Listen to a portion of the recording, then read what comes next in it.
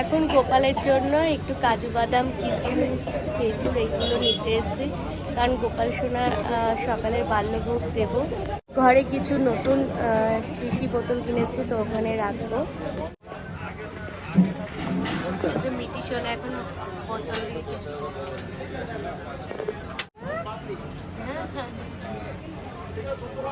একটা মিষ্টির দোকানে এসেছি, ঠাকুরের মিষ্টি নেব।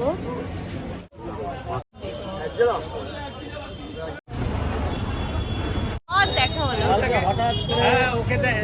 এই দেখো নতুন স্যাম্পল ওটাতে দেখেছিলে।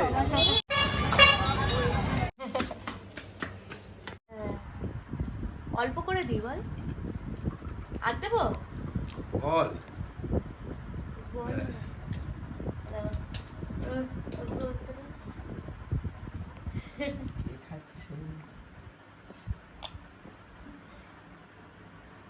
মিটিকে আবার চার্জ হয়েছে। তোমার এখন ভালো লাগছে? ডান হয়ে গেছে। কনফারেন্সে কল করা।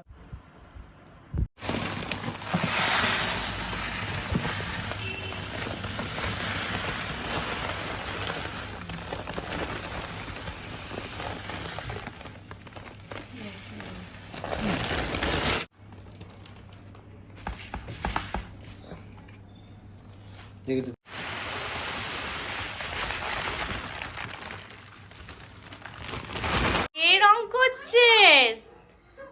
রং করছো? উমা কি সুন্দর হয়েছে।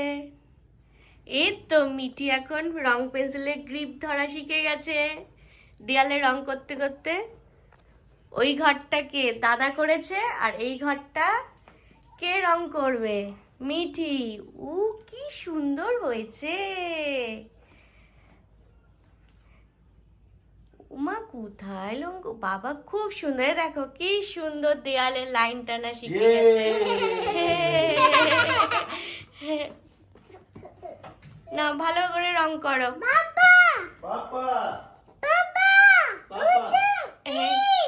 খুব সুন্দর রং হয়েছে। ভালো ভালো হয়েছে, খুব ভালো হয়েছে। আচ্ছা ঠিক আছে, আবার করো।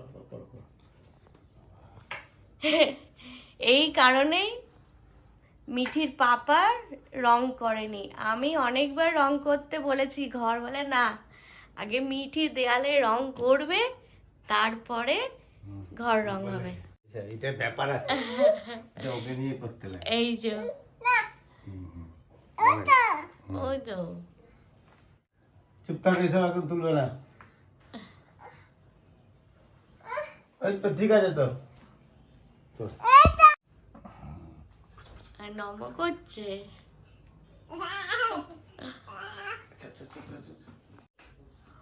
কি সুন্দর কালার হচ্ছে। হ্যাঁ, ওইটা কে করেছে? ওটা দাদা করেছে। এবার তুমি রং করো। আমার শাশুড়ি মা মাত্র 500 টাকা নিয়ে একদিন বড় বাজারে গিয়ে বড় বাজার থেকে কাপড়ের থান কিনে নিয়ে এসে ছোট ছোট বাচ্চাদের জামা তৈরি করেছিল নিজে সেলাই করে। আমার শাশুড়ি মা খুব ভালো সেলাই জানতো, সেই কারণে মাত্র 500 টাকা দিয়ে এই জামা কাপড়ের ব্যবসা তৈরি করেছিল। সেই ব্যবসা এখনও চলছে, আর খুব ভালোভাবেই চলছে ঠাকুরের আশীর্বাদে। প্রথমে বড়বাজার থেকে থান কিনে নিয়ে এসে সেটা ভালোভাবে কেটে সেলাই করে এই সব নিত্য নতুন জামা তৈরি হয়ে থাকে। ছোট থেকে 10-12 বছরের ভালো ভালো সুন্দর সুন্দর ডিজাইনের জামা তৈরি হয় এখানে। আমার শ্বশুরবাড়িতে মাল ভাজ প্যাকিং হয়, আর বাইরে সেলাই হয়ে আসে। মানে মাল কাটিং থেকে সেলাই সব কিছুই আমরা নিজেরাই করি। এখানে 10 জন কাজ করে, এবং সেই 10 জন পরিবারের সংসার খরচা এই ব্যবসা থেকেই আসে। তাই আমার শাশুড়ি মা প্রথমে 500 টাকা হাতে নিয়ে বড়বাজারে গিয়ে যে ব্যবসাটা দিয়েছিল, আজকে সেই ব্যবসা থেকেই প্রতি মাসে 10 থেকে 20 জনের সংসার চলে। খুব অভাবে পড়েই আমার শাশুড়ি মা এই ব্যবসাটা দিয়েছিল। আজকে সেই অভাব দূর হয়েছে।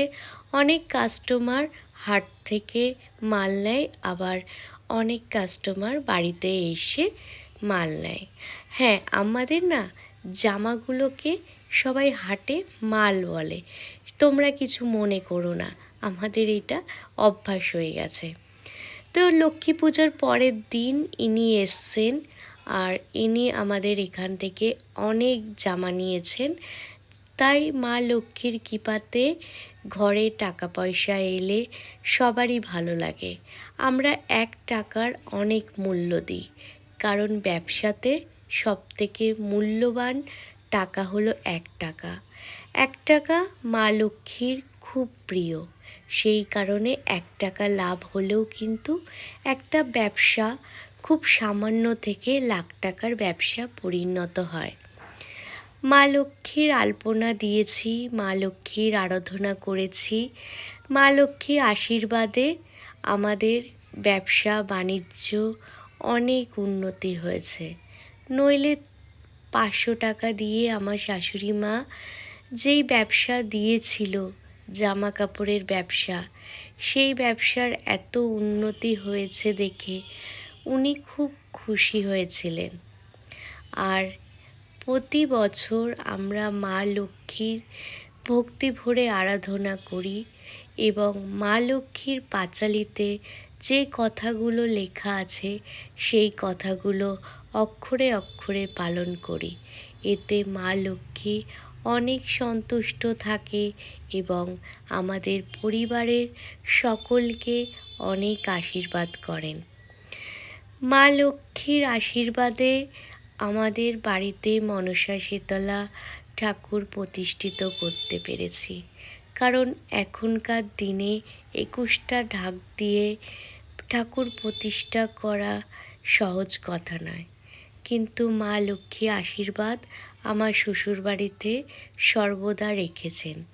সেই কারণে অক্ষয় তৃতীয়ার দিন মা লক্ষ্মী গণেশের আরাধনা করি। মা লক্ষ্মী গৃহে সন্তুষ্ট থাকলে গৃহে সকলের ভালো হয় আর সকল মনোবাসনা পূর্ণ হয়। তাই ঠাকুরের সেবা নিত্য দিন করি। ঠাকুরের আরাধনা করলে মনে অনেক ভালো থাকে, মন থেকে রাগ হিংসা দেশ এইগুলো দূর হয়ে থাকে।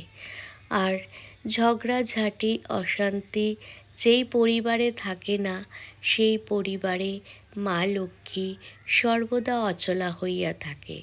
সেই কারণে মা লক্ষ্মী আরাধনার সাথে সাথে শিব শম্ভু লোকনাথ বাবা, জগন্নাথ বলরাম সুভদ্রা, রাধা গোবিন্দ সকল ঠাকুর, সরস্বতী মা নিত্য পূজিত হয়ে থাকেন।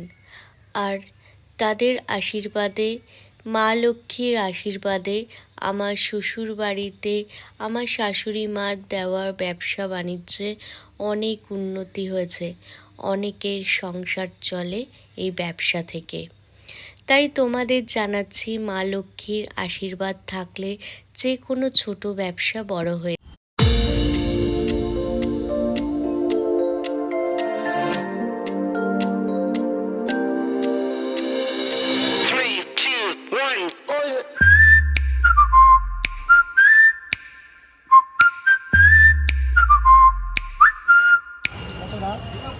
টাকা 60,000 50,000 40